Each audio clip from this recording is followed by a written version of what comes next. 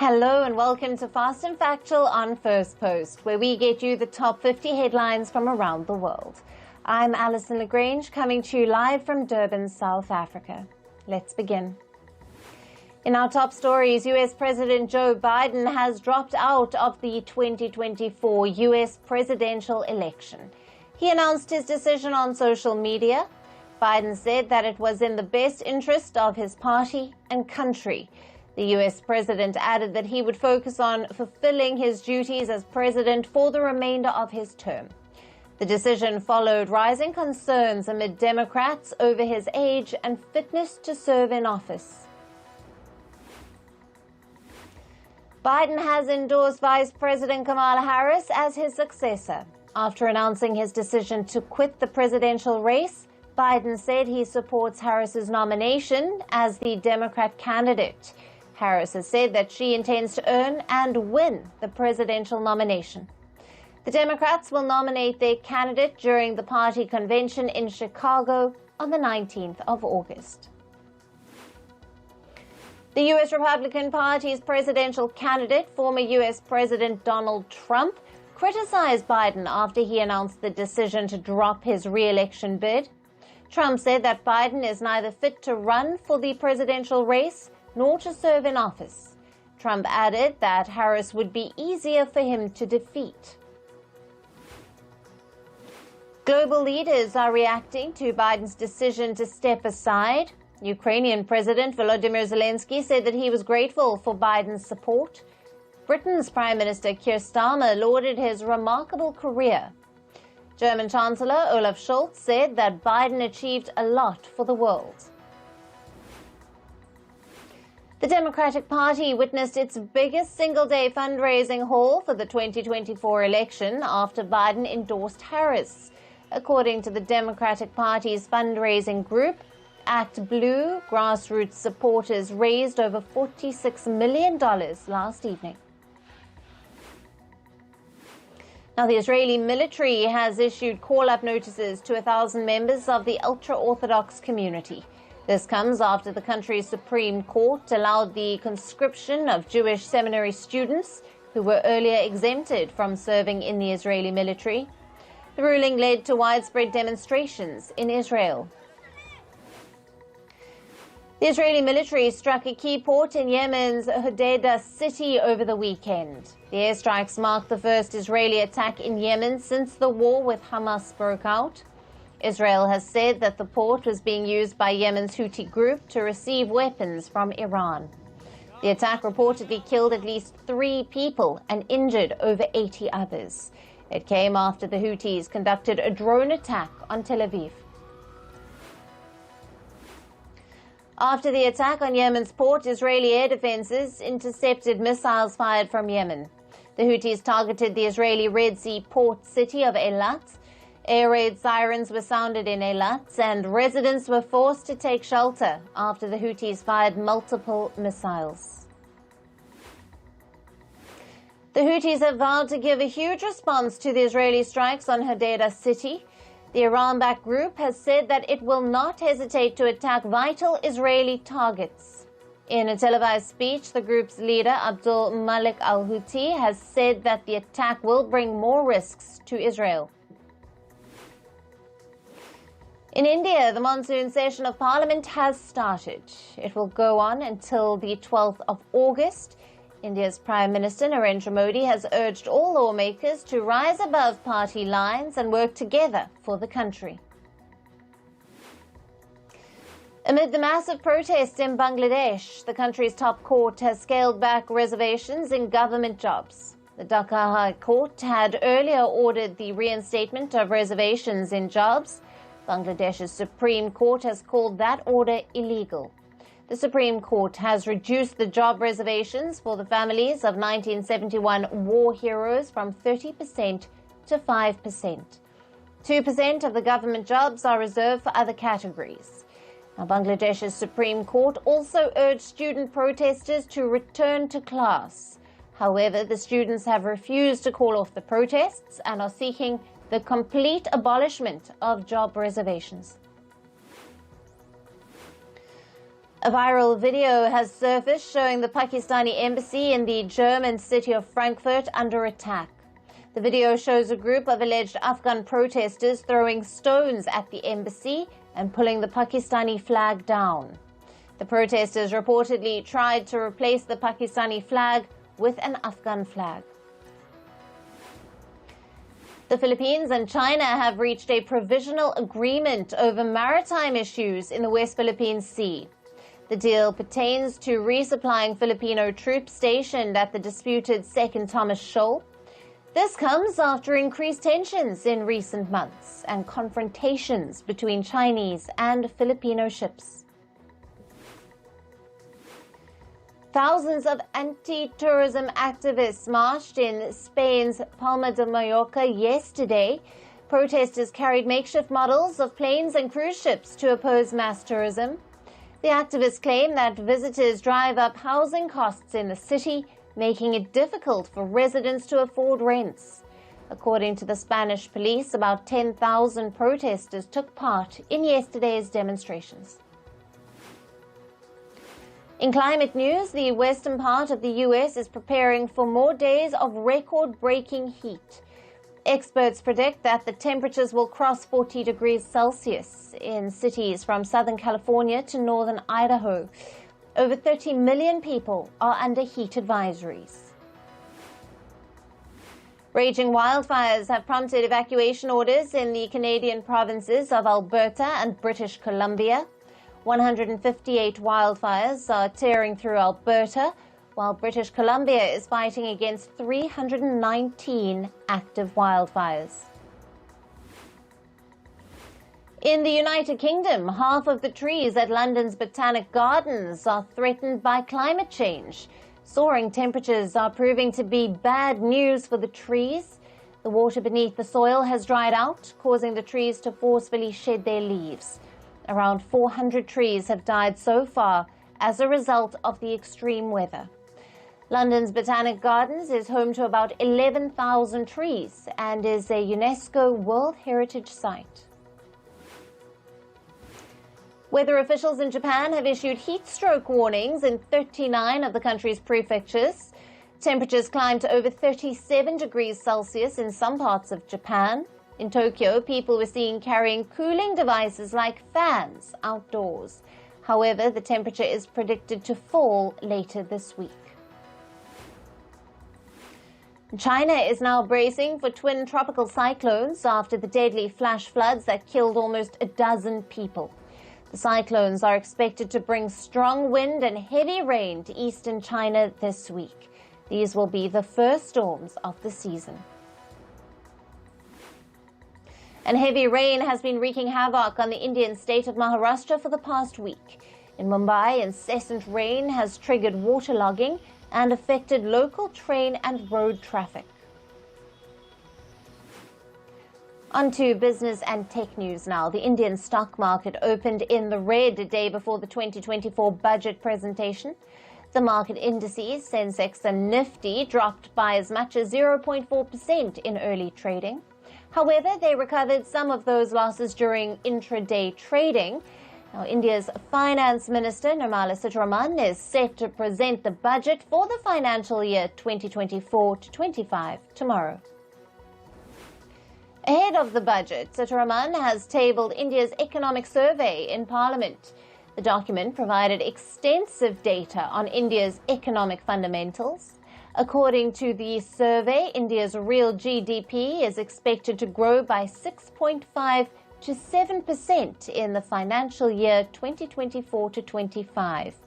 The economic survey says that inflation is under control and it's expected to be at 4.5% in the ongoing financial year.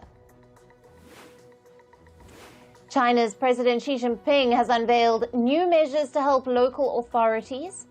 Several Chinese city governments are under a heavy debt burden. The Chinese government plans to shift some of its taxes to local governments. The plan was announced after a conclave in Beijing this month.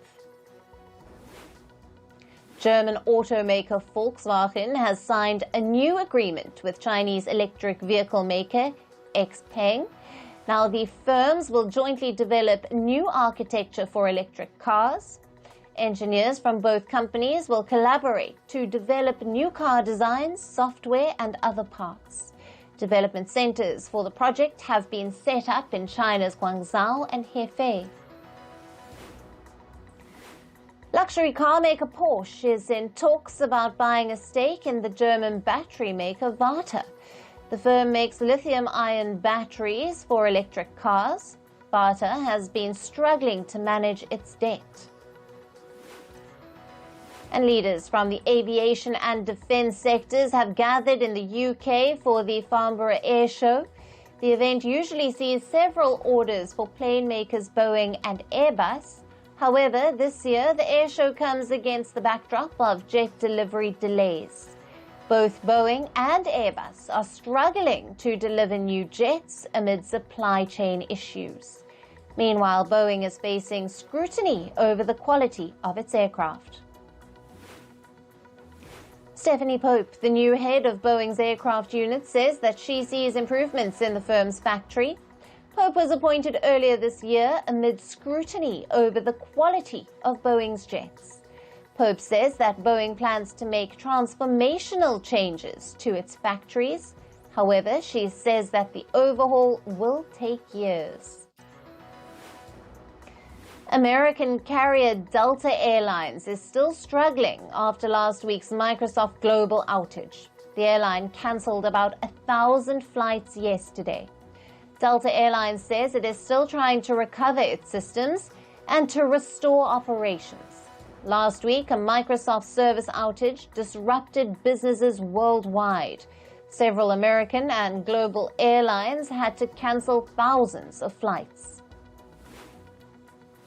The Microsoft outage was triggered by a software update by American cybersecurity firm CrowdStrike.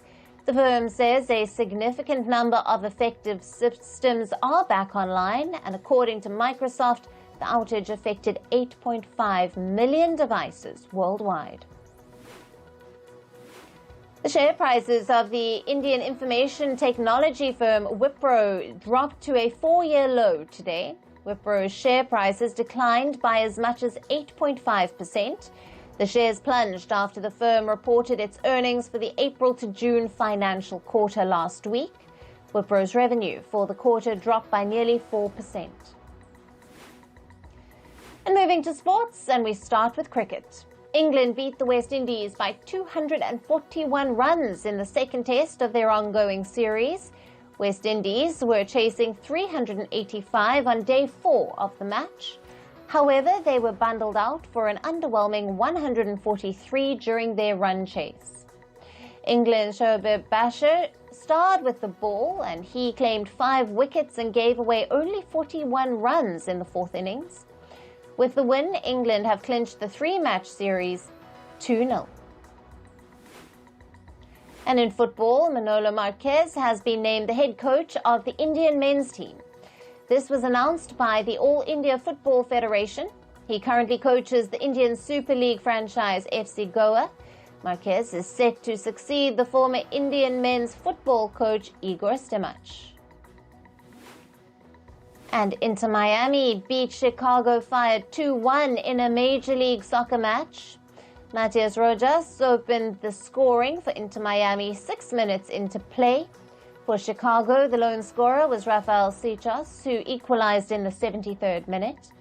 Jordi Alba scored a tie-breaking goal in the 75th minute, leading Miami to victory.